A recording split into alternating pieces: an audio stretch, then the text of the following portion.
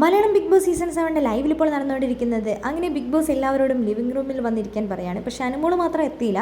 എന്തോ ഒരു സമയം നമ്മളിവിടെ വന്നിരിക്കുന്നതെന്ന് പറയുന്നുണ്ട്. അപ്പോഴാണ് നമ്മുടെ അനുമോൾ കുളിച്ചൊക്കെ ഡ്രസ്സൊക്കെ മാറിയിട്ട് വരുന്നുണ്ട്.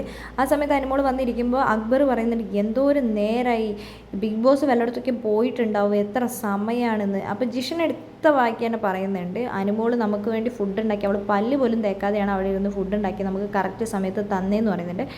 ഇതിനു മുമ്പ് എല്ലാവരും ഇവിടെ ഫുഡ് ഉണ്ടാക്കി തന്നിട്ടുണ്ട്, അപ്പോൾ എല്ലാവരും ഇവിടെ കറക്റ്റ് സമയത്ത് എത്തിയിട്ടുണ്ടെന്ന് പറയുന്നുണ്ട്. പക്ഷേ അനുമോൾ ഒന്നും തന്നെ മിണ്ടുന്നൊന്നുമില്ല.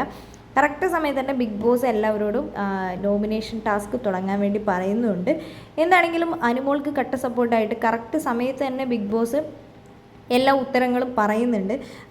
അക്ബർ പറയുന്നുണ്ട്, ഇനി ബിഗ് ബോസിനെ വിളിച്ചാൽ കേൾക്കുമെന്ന് തന്നെ അറിയില്ല, ബിഗ് ബോസ് എവിടെയെങ്കിലും പോയിട്ടുണ്ടാവും, എത്ര സമയമാണ്, എത്ര പേരുടെ സമയമാണ് വെറുതെ വേസ്റ്റ് ചെയ്യുന്ന ഈ അനുമോൾ എന്ന് പറയുന്നുണ്ട്. എല്ലാവരും അനുമോളെ കുറ്റം പറയാൻ വേണ്ടി വരുന്നുണ്ട്. എന്താണെങ്കിലും ബിഗ് ബോസ് ആ കറക്റ്റ് സമയത്ത് തന്നെ അനൗൺസ് ചെയ്തത് കൊണ്ട് എല്ലാവരും അവിടെ മിണ്ടാണ്ടിരുന്ന് ടാസ്ക് ആരംഭിച്ചു.